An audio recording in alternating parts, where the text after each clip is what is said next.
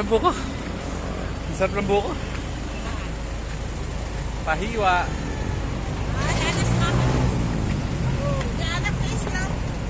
Hiwain ng puti ate.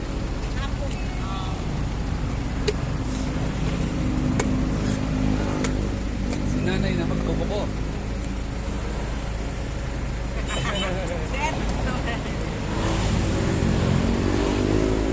Papa. Palagyan po ng ano.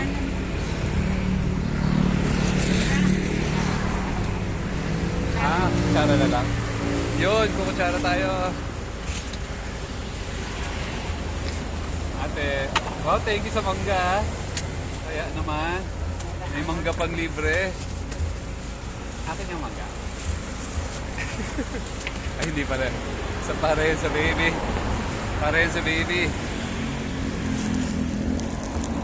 Okay. Tayo na po tayo ng buko.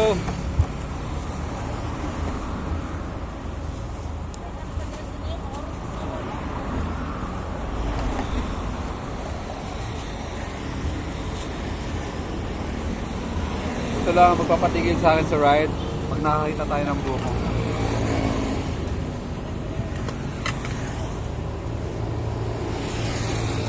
Tanggal na yung uhaw mo, meron ka pang food.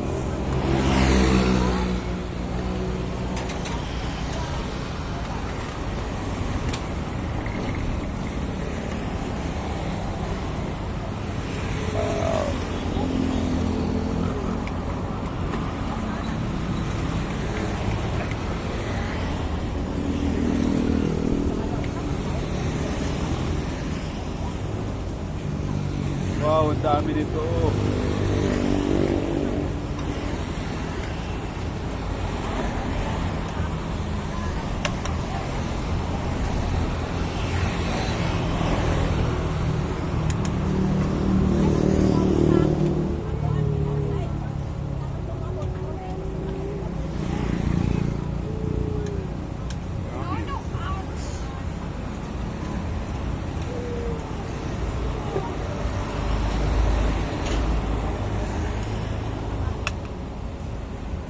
Ang sarap kumain ng buko na libre.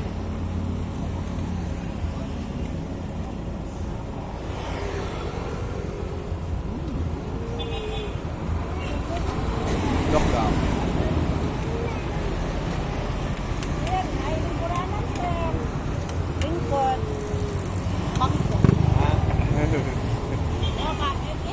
Lingkuranan, bangko, upuan, share.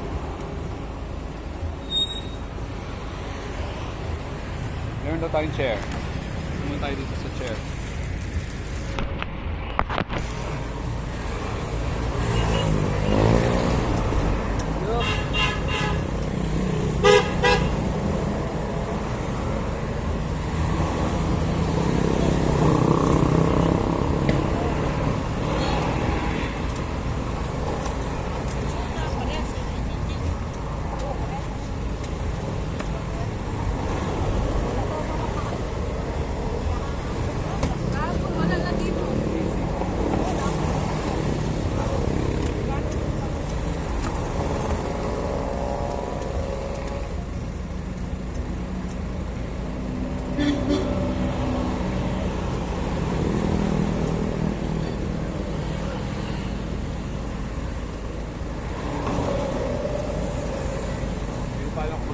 Magkano po?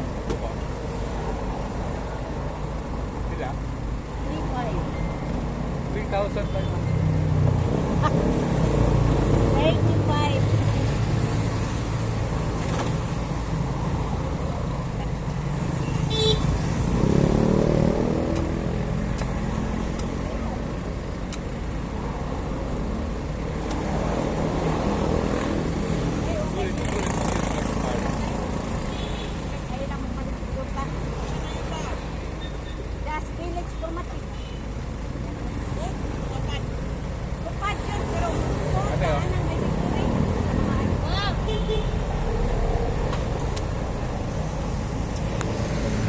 Grabe, nabusog ako. Thank you so much. Bikers, oh. Yung mga bikers, oh. Pwede kaya sumakay. Mga bike.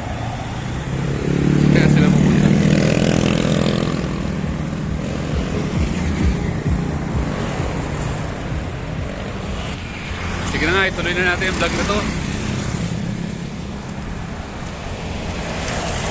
Come on. Dito po tayo sa Compostela. Papunta tayo ng Danao City.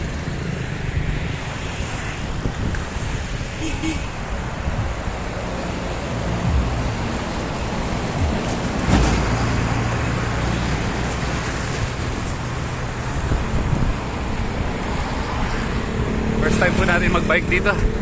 Woo! Happy naman. Umalis tayo ng Cebu City ng 6:34. Mukhang makakarating tayo ng maaga sa ating destinasyon. Nalagpasan ko yung dadaan sana ako ng Katarman nagdire-diretso na. Katarman. Sikat din yung Katarman na yun. Try ko makadaan doon mamaya pag pauwi. So, ito na naman po yung walang kaplano-planong vlog. Naisip ko lang na i-vlog yung yung pagkain ng buko. So, isa po yan sa mga regular na kinakain ng mga bikers. Dapat may tigil ka sa buko. Kung hindi ka tumigil sa buko, hindi ka biker. Nakakano siya, refreshing. Doon mismo sa kanto ng Compostela tayo kumain. Okay, huwag niyo kalimutan mag-inhale. Exhale. Inhale again. Exhale. Inhale. Exhale. Ano kung title ng vlog na to? Buko sa Compostela. Yun na lang yung title. Ano mga tutunan nyo ngayon? Grabe yung tulog ko kanina. Gising ako ng nakatulog ako ng 10, nagising ako ng 1, nagising ako ng 3, tapos 6 o'clock. Ganun talaga pag excited ka, meron kang ride. Pagising-gising. Sapat naman ang ating tulog. Laging sapat ang tulog natin kasi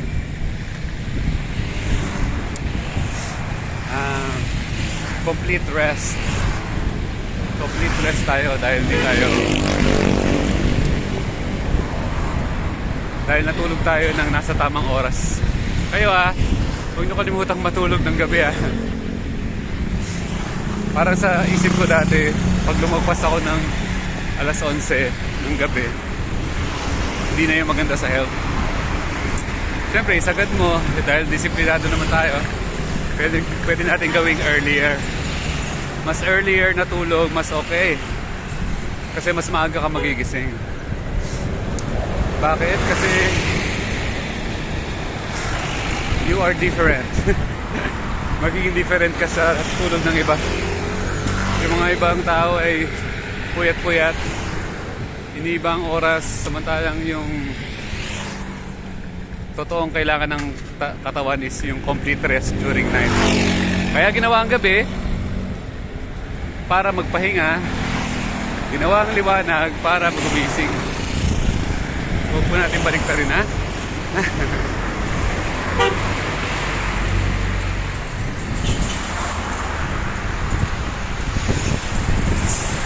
Ride. Sarap mag-bike. Hangga lang yung problema. Shout out, Ian Howe. Sarap mag-bike. Tapusin na natin. Gawin na natin 12 minutes. Pwede naman maraming vlog per day kasi maraming activity. Happy tayo kagabi. Nakapanood nyo ba yung kahapon? Kasi nakabit tayo ng new friends. Mga buhay sakto boys. Mga taga saan sila? Parang taga sila Taguta ko yung lugar Talisay. Mga taga Talisay sila. Si Jeremy tsaka si Isa. Okay. Nagra-ride na po tayo ng 1 oras Umalis tayo ng Cebu City ng 6:34. Ngayon ay... Oras na ba? Paano ko malalaman? Hindi pala pwede makita rin. At ang dilim. Ayun. Sobrang liwanag. Ayun, pwede pala ma-adjust. Hi, dogs.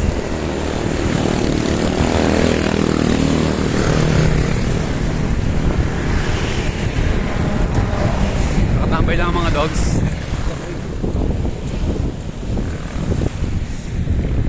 Whew! Whew! Whew! Sarap mag-bike! Sarap mag-bike! Dapat talaga pag babike ka yung malayo-layo yung puntahan mo. Alis ka ng mga 5:30, alas 6. Kasi pag umalis ka ng mga